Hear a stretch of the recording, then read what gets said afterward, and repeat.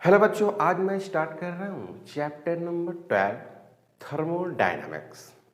Thermodynamics जो chapter है वो काफ़ी इम्पोर्टेंट है हीट का, और ये केमिस्ट्री में भी आपको यूजफुल होगा।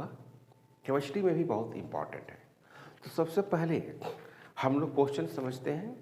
इसके जो क्वेश्चन होते हैं वो काफ़ी इम्पोर्टेंट होते हैं और समझने के लायक होते हैं। फर्स्ट क्वेश्चन है वो लॉ ऑफ थर्मोडायनामिक्स का ही है। क्वेश्चन है a sample of 0.1 gram of water at 100 degree Celsius. 0.1 gram water है 100 डिग्री सेल्सियस पर, and normal pressure 1.013 into 10 to the power 5 newton per metre square requires 54 calorie of heat energy to convert to steam at 100 degrees Celsius. If the volume of the steam produced is 167.1 cc, the change in internal energy of the sample is। कहने का मतलब ये हुआ कि आपको ये पता है कि डेल्टा जो क्यू है वो है क्या, delta you plus delta W. ये आप पढ़े होंगे फर्स्ट लॉ थर्मोडायनेमिक्स से, है ना। अब आपको निकालना है चेंज इन इंटरनल एनर्जी। तो डेल्टा यू इक्वल टू आप क्या लिखेंगे, डेल्टा क्यू और माइनस डेल्टा डब्ल्यू। तो यहाँ पर आपको डेल्टा क्यू दिया हुआ है, देख रहे हैं ना। डेल्टा क्यू दिया हुआ है वो है आपको जो गिवन क्वांटिटी है, पहले लिख दीजिए। बहुत सारे गिवन क्वांटिटी है। पहली जो एक गिवन क्वांटिटी है, पहले बात की मास ऑफ वाटर दिया हुआ है। मास ऑफ वाटर ये दिया हुआ है 0.1 ग्राम। उसका टेम्परेचर दिया हुआ है T is equal to 100 degree Celsius.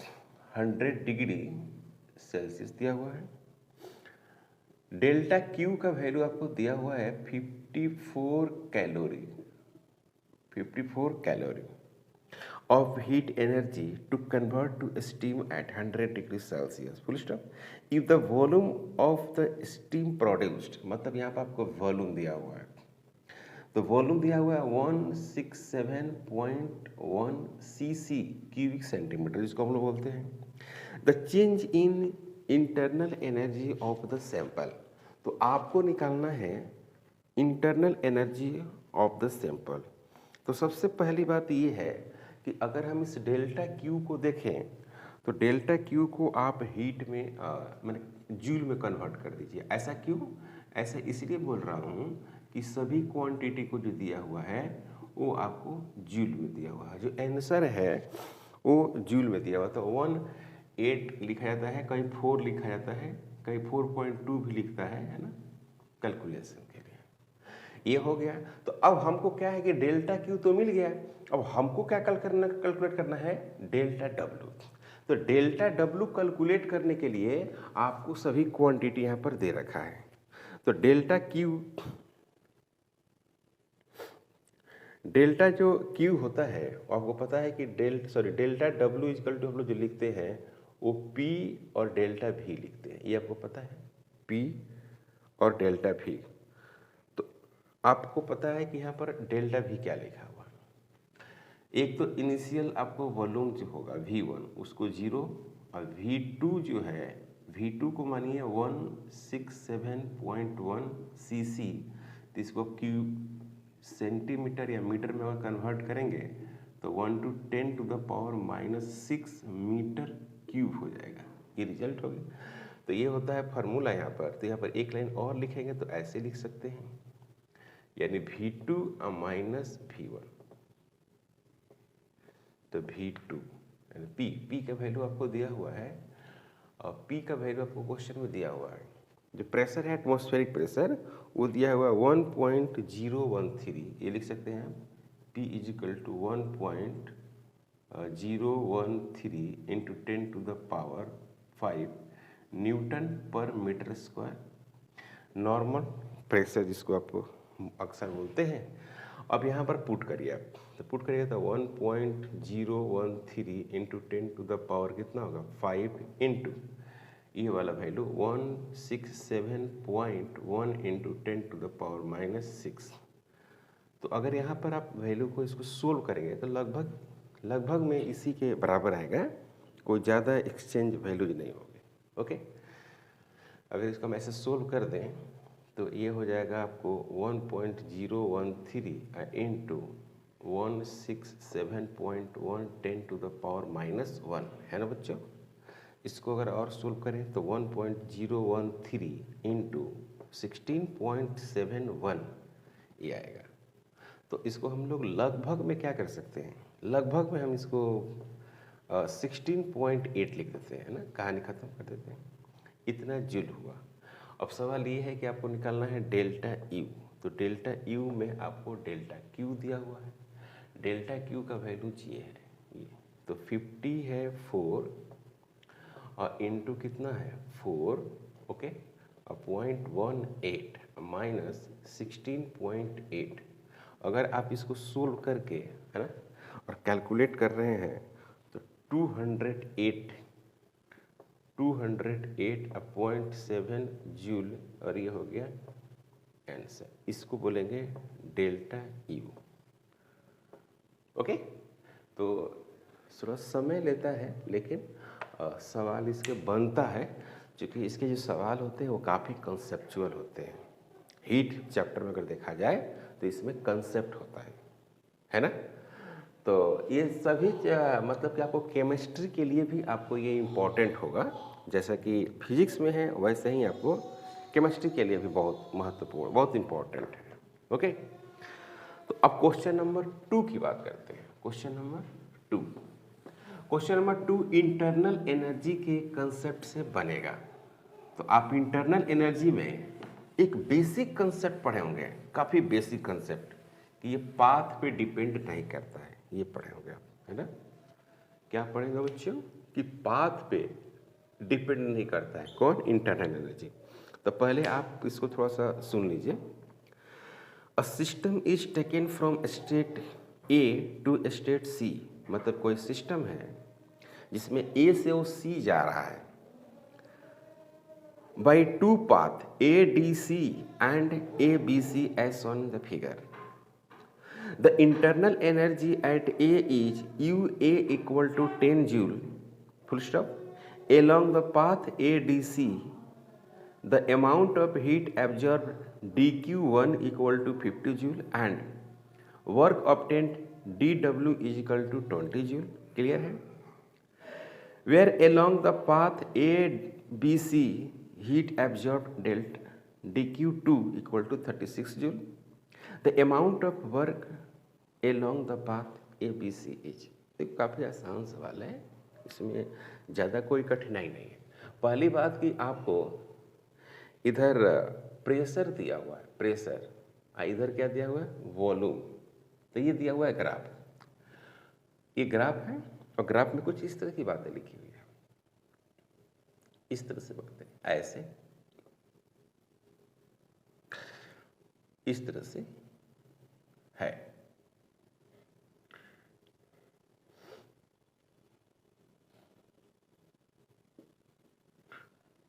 इसमें दो रास्ते हैं, ए, डी और सी के पास, और एक रास्ता हुआ ए, बी और सी के पास।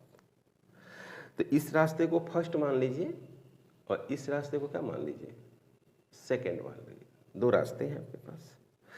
तो यू जो ए है वो आपको दिया हुआ है, ए के पास इंटरनल एनर्जी वो है 10 जूल।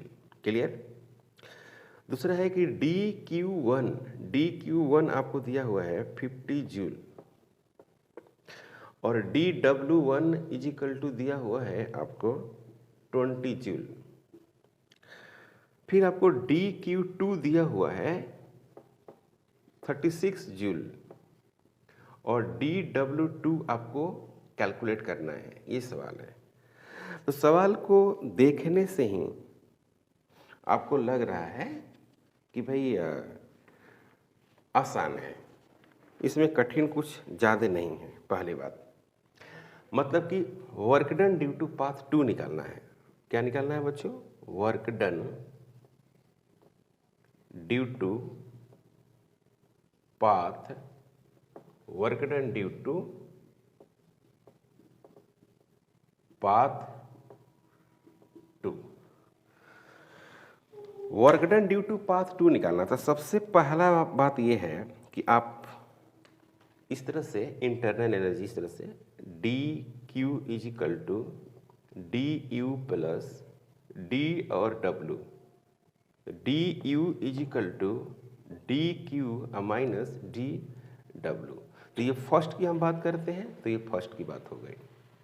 तो डी क्यू वन क्या है 50 और इस कितना है 20 है, तो ये कितना हो गया 30 जूल हो गया। देख रहे DU1। अब सवाल ये है कि क्या दोनों के जो पाथ होंगे, दोनों का जो पाथ होगा उसका इंटरनल एनर्जी क्या होगा। तो इंटरनल एनर्जी दोनों के लिए तो सेम होगा, पाथ पे डिपेंड नहीं करता है, ये तो आपको पता है।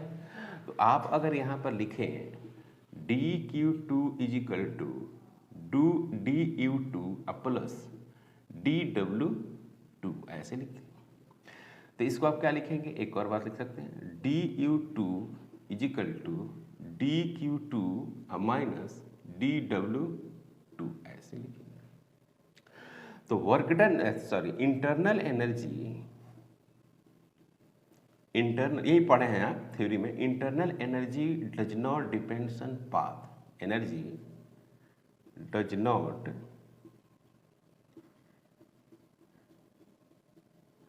डिपेंड्स ऑन पाथ, ये पाथ पर डिपेंड नहीं करता, पहली बात।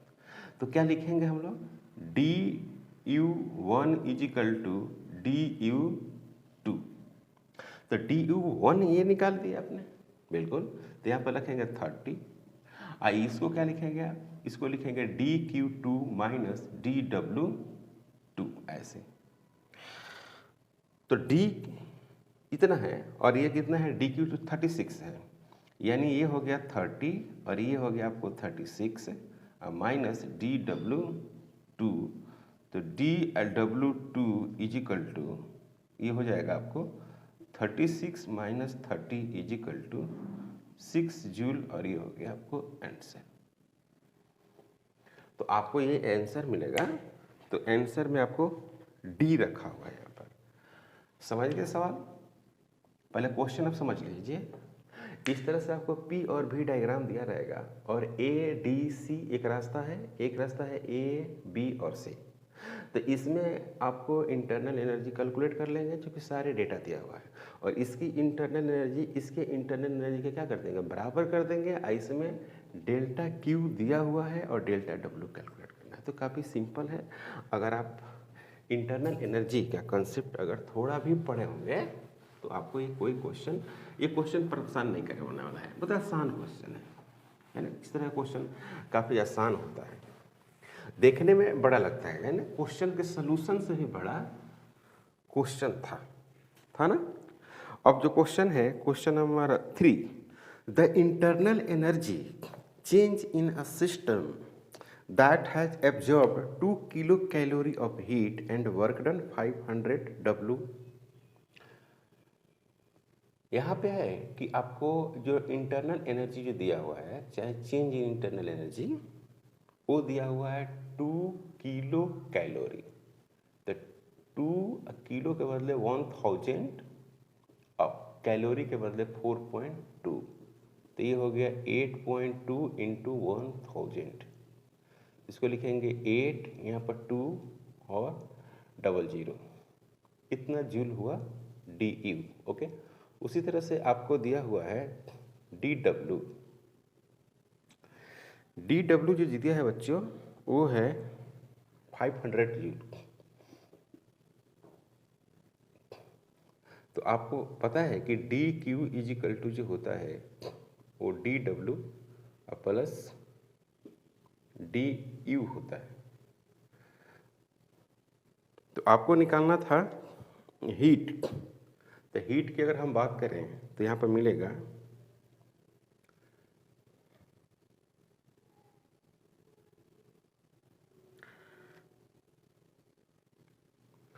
ये हीट दिया हुआ है, यहाँ पर क्या दिया हुआ है, हीट। ये हीट है, आपको निकालना है इंटरनल एनर्जी। तो D U is equal to D Q minus D W, यहाँ पर लिख सकते हैं आप। ओके, तो डी जो क्यू है वो दिया हुआ है 8200 माइनस 500, तो 00 हो गया, 12 में से 5 7, और ये हो गया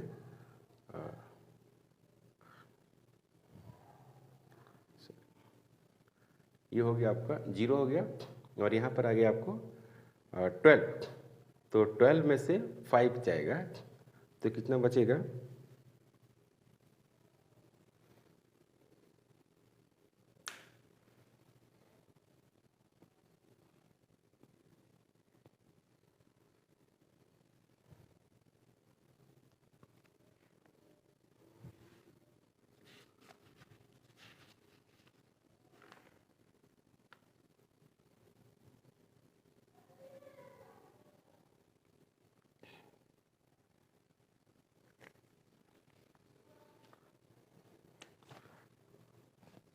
और इसको सोल्व करेंगे तो कितना होगा 79 और 00 जूल, ये हो गया answer.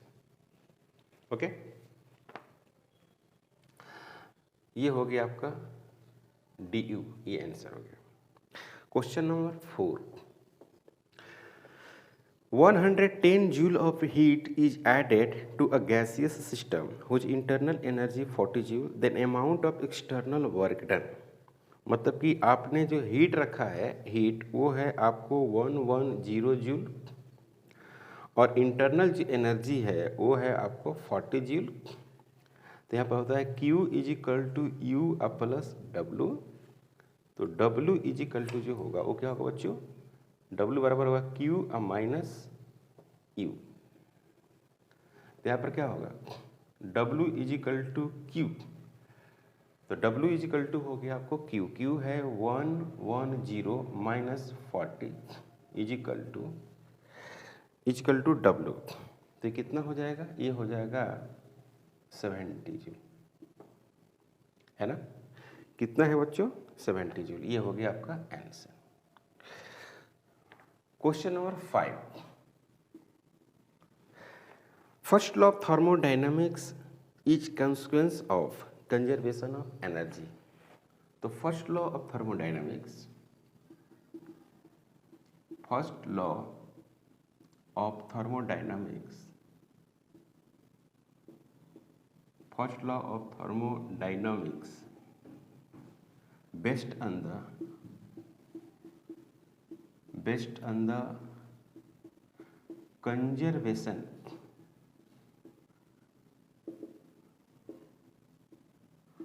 conservation of energy। First law of thermodynamics based on the conservation of energy, तो इसमें आंसर हो जाएगा बी, और इस पार्ट में भी आंसर होगा बी। क्लियर, यहां तक कोई डाउट? ओके, नेक्स्ट जो क्वेश्चन है क्वेश्चन नंबर 6, ये अच्छा क्वेश्चन है। क्वेश्चन नंबर 6 जो है थोड़ा सा अच्छा क्वेश्चन, इसको आप कह सकते हैं। पहले क्वेश्चन आप समझ लीजिए, क्वेश्चन क्या है। 1 mole of an ideal gas, diatomic gas, undergoes an transition from capital A to capital B along a path AB as shown in the figure. The change in internal energy of the gas during the transition। पहली बात कि question number जो 6 है इसमें इधर pressure दिया हुआ है, इधर प्रेशर दिया हुआ है, इधर क्या दिया हुआ है, इधर वॉल्यूम दिया हुआ है, और इस तरह से एक ग्राफ है ऐसे ऐसे।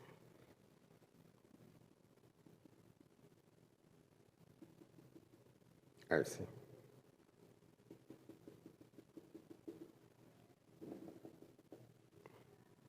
तो ये हो गया आपको 5, ये हो गया आपको 2, और ये हो गया आपका 4, और ये हो गया आपका 6,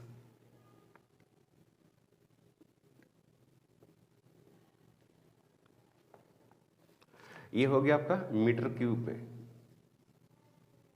और ये हो गया किलो पास्कल में, किलो पास्कल में इतना होगा प्रेशर।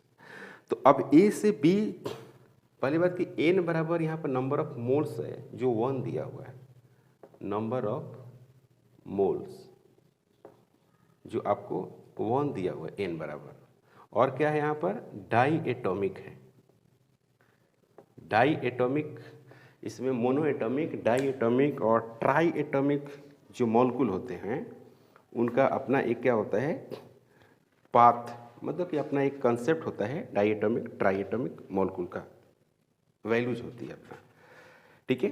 तो अब हम यहाँ पर जो करने जा रहे हैं कि हम लोग को पता है कि जो वर्क डन होता है हमको निकालना है, क्या वर्क डन निकालना है। तो जो इसमें वर्क डन जो हम लोग लिखते हैं इस प्रोसेस में,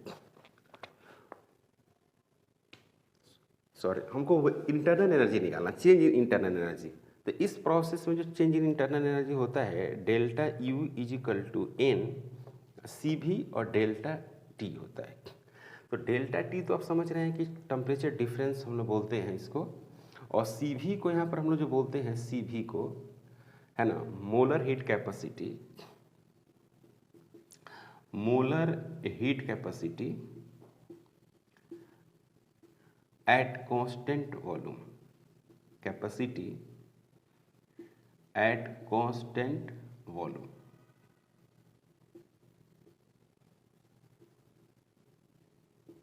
molar heat capacity at constant volume. अब ये Cp है, Cv है, इन सभी का जो वैल्यूज होता है वो अलग अलग होता है। फॉर डाई एटॉमिक गैस के लिए अपना वैल्यू होता है। तो डाई एटॉमिक वैल्यूज के लिए अगर आप कैलकुलेट करेंगे Cv का वैल्यू तो ये आएगा 5R डिवाइडेड बटे 2। दूसरी बात कि Pv is equal to NR और T होता है। Cv इक्वल टू 5/2R और यहाँ पर हो गया Pv इक्वल टू NRT। तो Pv बराबर NRT का मतलब है कि हम लोग यहाँ पर कुछ बातें करने वाले अभी नहीं, तो यहाँ पर लिख सकते हैं Pv डिवाइडेड बटे NR is equal to T। इस तरह से हम लोग कुछ बातें लिख सकते हैं। क्लियर है, यहाँ तक कोई डाउट नहीं। अब सभी को हम क्या करने वाले हैं, जैसे मानिए कि यहाँ पर चेंज इन इंटरनल एनर्जी जो लिखा हुआ है delta U is equal to N है और सी भी है, तो हम यहाँ पर क्या करने वाले हैं कि डेल्टा टी को चेंज इन टेम्परेचर के टर्म में, माने कि फाइनल कौन है ये है और इनिशियल कौन है ये है, तो यहाँ पर लिखते हैं फाइनल माइनस इनिशियल। ओके, और कुछ वैल्यूज है इनको हम पुट करेंगे यहाँ पर, जैसे n बराबर 1 पुट कर देंगे। ओके, n बराबर 1 दिया हुआ है और Cv का वैल्यू आ गया डाई एटॉमिक के लिए 5R डिवाइडेड बाई 2, और यहाँ Tb देख रहे हैं Tb, तो Tb को क्या करेंगे आप, Tb को लिखेंगे Pb Vb divided by n और यहाँ पर R लिख देंगे, माइनस उसी तरह से Pa Va डिवाइडेड बाई क्या लिखेंगे n इंटू R लिखेंगे। तो जो डेल्टा U होगा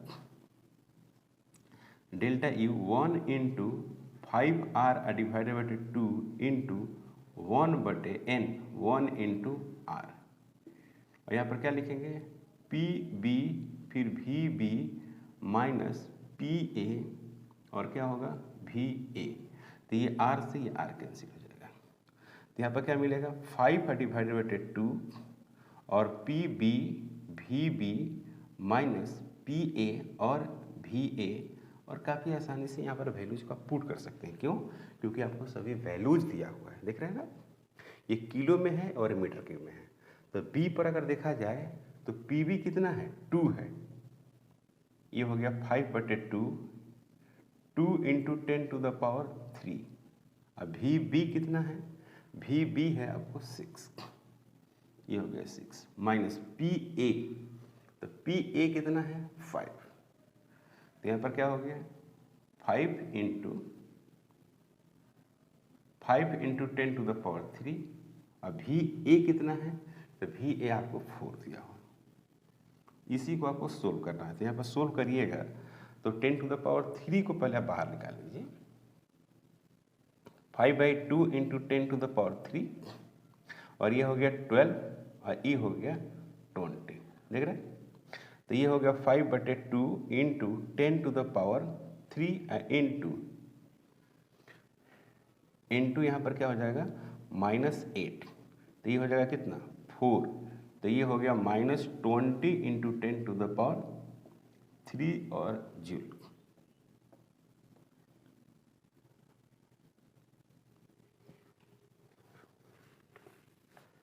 तो आपको आंसर में क्या आ गया 20 किलो जूल आप लिख सकते हैं, है ना। तो यहाँ पर लिख सकते हैं -20 किलो जूल, और ये ऑप्शन में आपको दिया हुआ है,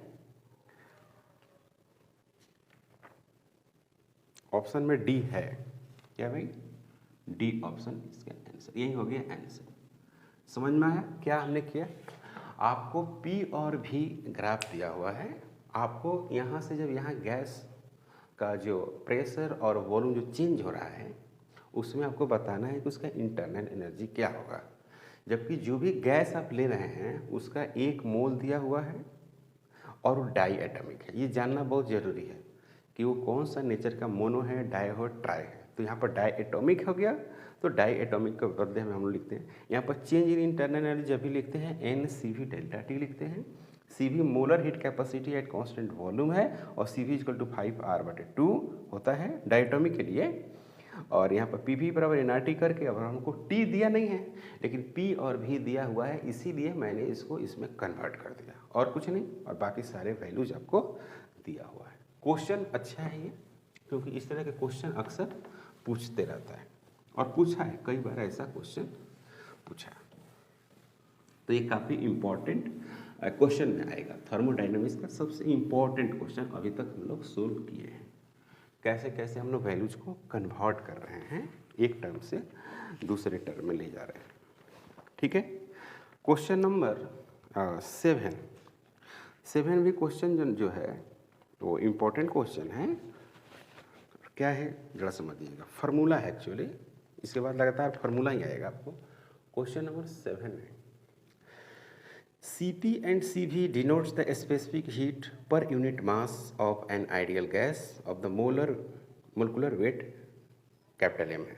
तो Cp जो है और Cv है, छोटे छोटे में लिख रहे हैं। तो ये वैल्यू जो दिया हुआ है specific heat per unit mass, specific heat per unit mass at constant pressure. यहाँ पर लिखेंगे specific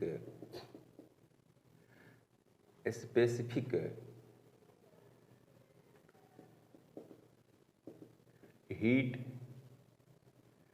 per unit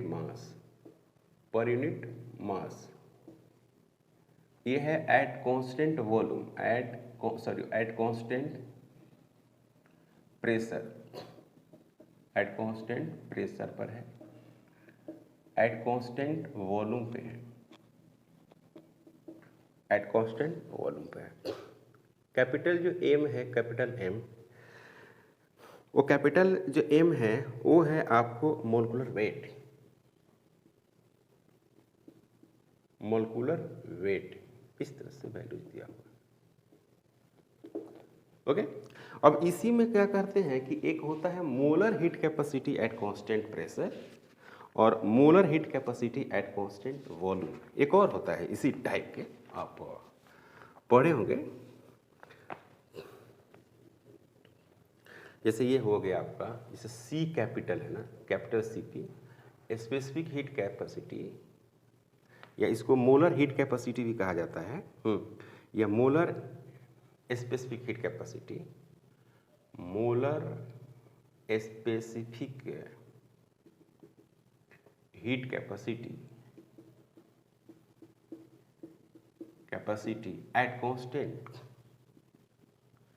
eight constant pressure. उसी तरह से Cp भी है, molar specific heat capacity at constant volume. और एक फार्मूला आप जानते होंगे, Cp - Cv = R, बड़ा फेमस फार्मूला है ये। क्लियर, ये जो फार्मूला है वो काफ़ी इम्पॉर्टेंट फार्मूला है। और इस फार्मूले के हिसाब से अगर देखा जाए, ये वाला जो फार्मूला लिखा गया है, Cp = क्या लिखा गया है, सी भी डिवाइडेड बटे है ना एम लिखा गया है, इस तरह से लिखा गया है सी पी। उसी तरह से सी भी इज इक्वल टू सी भी डिवाइडेड बटे एम लिखा गया है। तो इसको अगर पुट करें C P is equal to small C P M, और यहाँ पर लिखेंगे सी भी, तो यहाँ पर लिखेंगे क्या सी भी स्मॉल सी भी इंटू एम, और यहाँ पर पुट कर दें इसको, तो C P capital M minus C V capital M is equal to R. तो यहाँ पर क्या मिलेगा C P minus C V is equal to capital R बटे M,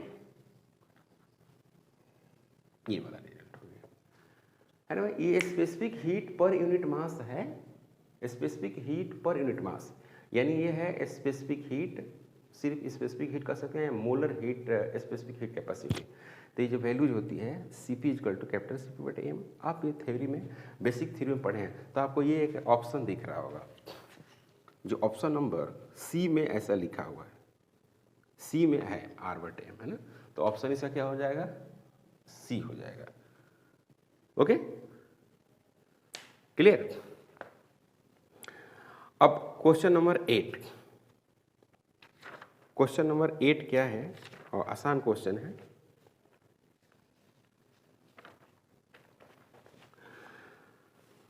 if the ratio of specific heat of the gas, the ratio जो दिया हुआ है कुछ स्पेसिफिक हीट का अपना कुछ कांस्टेंट वैल्यू दिया हुआ है, the ratio of the specific heat of a gas at constant pressure, मतलब सीपी, क्या बात किया इसने सीपी की बात किया, pressure to that constant volume is gamma. The change in internal energy of the mass of the gas when the volume changes from V2 to V at constant pressure. At constant pressure. देखिए तो यहाँ पर क्या है कि 8 is equal to, यहाँ पर दिया हुआ है सी पी डिवाइडेड बटे सी V is equal to gamma, मतलब कि आपको क्वेश्चन में गामा रहना चाहिए, यही कह रहा है। यहाँ पर V1 is equal to V है और V2 इज इक्वल टू आपको 2V है। क्लियर है। कांस्टेंट प्रेशर की इसने बात किया, तो कह रहा है कि इसका जो इंटरनल एनर्जी, मतलब कि आपको निकालना है चेंज इन इंटरनल एनर्जी। तो चेंज इन इंटरनल एनर्जी का एक बहुत फेमस फार्मूला आपको पता है, जो डेल्टा यू बराबर लिखता है क्या, डेल्टा यू बराबर एन सी भी डेल्टा टी, याद रखेंगे। यही फार्मूला है जो काफ़ी इम्पॉर्टेंट है। अब इसमें ये बात है कि जो सी भी है, सी भी वो आर बटे गामा माइनस 1 होता है। तो यहाँ पर लिखेंगे क्या, delta U is equal to N R delta T divided बटे गामा माइनस 1। अब इसको आप कन्वर्ट कर सकते हैं कैसे, P V is equal to N R और टी होता है, तो पी डेल्टा भी, इसको कन्वर्ट करेंगे, P delta V is equal to N R और डेल्टा टी। तो इसके जगह पर इसको रखेंगे तो क्या हो जाएगा, पी और डेल्टा भी और डिवाइडेड बटे गामा माइनस 1। तो यहाँ पर क्या लिखा जाएगा, यहाँ पर लिखा जाएगा बच्चों पी, अब V2 को बदले लिखेंगे 2V माइनस भी और डिवाइडेड बटे गामा माइनस 1। तो चेंज इन जो इंटरनल एनर्जी है वो क्या लिखा जाएगा, पी भी डिवाइडेड बटे गामा माइनस 1, और यही होगा आंसर। ओके, और इस तरह का आपको ऑप्शन में है, ऑप्शन नंबर ए। तो ये काफ़ी इम्पोर्टेंट क्वेश्चन था। क्लियर है। अब हम बात जो करने जा रहे हैं वो है आपको क्वेश्चन नंबर 9। क्वेश्चन नंबर 9 भी आपको इम्पॉर्टेंट है। 1 mole of an ideal gas, मतलब कि नंबर ऑफ मोल्स जो है आपको 1 दे दिया, स्मॉल n का वैल्यू 1 दिया हुआ है।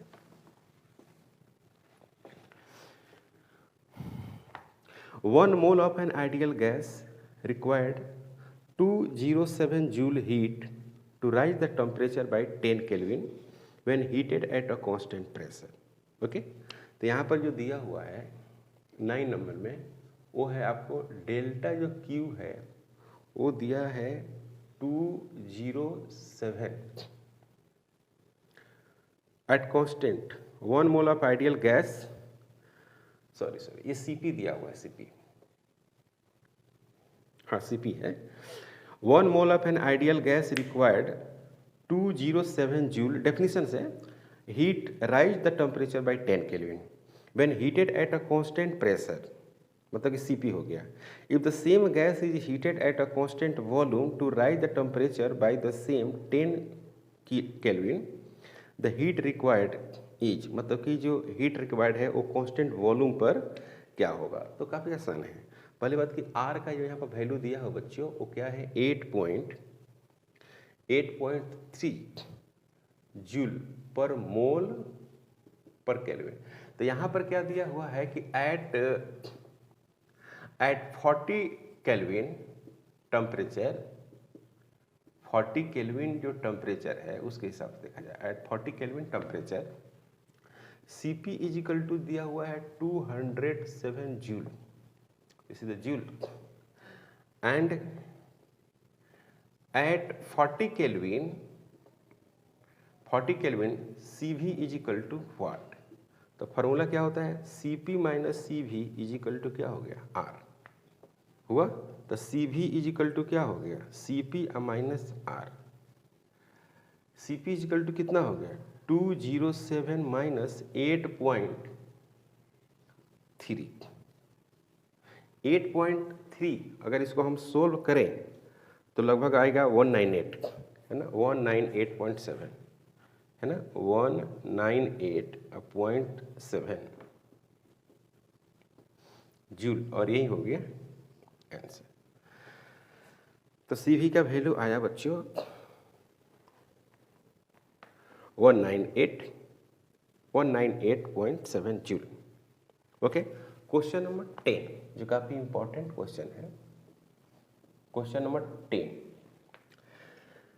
a cylinder contains hydrogen gas at pressure 249 kilopascal and temperature 27 degree Celsius, its density आपको पता है, डेंसिटी बताना।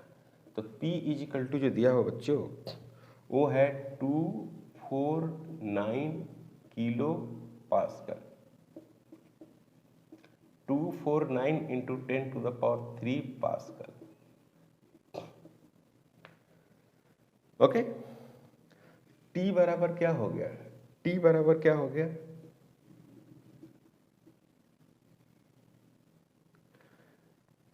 27 डिग्री सेल्सियस, यहाँ पर आ गया। तो इसको केल्विन में कन्वर्ट कर दीजिए, 27 प्लस 273, तो ये हो गया आपको 300 केल्विन। R का वैल्यू आपको दिया हुआ है 8.31 जूल पर मोल पर केल्विन। आपको निकालना है डेंसिटी, तो पहले आप इससे निपट लीजिए। P V is equal to N R और टी, तो यहाँ पर हो गया P V is equal to weight divided बटे मॉलिक्यूलर वेट और आर टी। तो P यहाँ पर लिखेंगे M, यहाँ पर वेट डिवाइडेड बटे क्या लिखेंगे वॉल्यूम R इंटू टी, इसको डेंसिटी लिख लेंगे। तो P M is equal to rho R और टी, तो रो इक्वल टू जो होगा वो होगा क्या बच्चों पी एम डिवाइडेड बटे आर टी। क्लियर है। तो डेंसिटी आपको दिया हुआ है, सॉरी निकालना है, और आपको हाइड्रोजन गैस है, तो हाइड्रोजन गैस का आप मोलिकुलर वेट यहाँ पर 2 हो जाएगा। क्लियर है, 2 ग्राम होगा, तो 2 इंटू 10 टू द पावर आप -3 लिखेंगे, इसको केजी में कन्वर्ट करेंगे। तो यहाँ पर आप m बराबर भी लिख सकते हैं, 2 ग्राम पर मोल होता है, तो 2 इंटू 10 टू द पावर -3। तो density is equal to pressure, pressure है आपको 249 10 to the power 3 into 2 into 10 to the power -3 और डिवाइडेड बटे आर, आर में है आपको 8.31 इंटू टी, टी में कितना है बच्चों 300 केल्विन। तो रो जो है रो। इसको जब कैलकुलेट आप करेंगे तो आपको मिलेगा बहुत छोटा वैल्यूज मिलेगा, क्योंकि ये वाला तो यहीं से कैंसिल हो जा रहा है।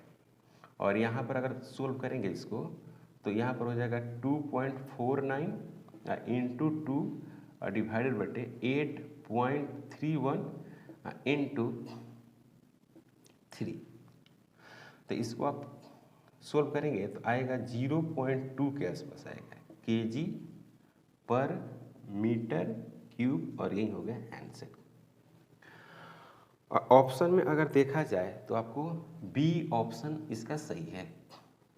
ओके, तो आज हम लोग सोल्व किए चैप्टर नंबर 10 का थर्मोडायनेमिक्स चैप्टर है। इसका क्वेश्चन नंबर हम लोग 10 तक सोल्व किए हैं आज। तो आज का क्लास में यहीं पर स्टॉप करते हैं, मिलते हैं नेक्स्ट क्लास में। अगर आप हमारे चैनल पर नए हैं प्लीज़ सब्सक्राइब करें, शेयर करें। Thank you.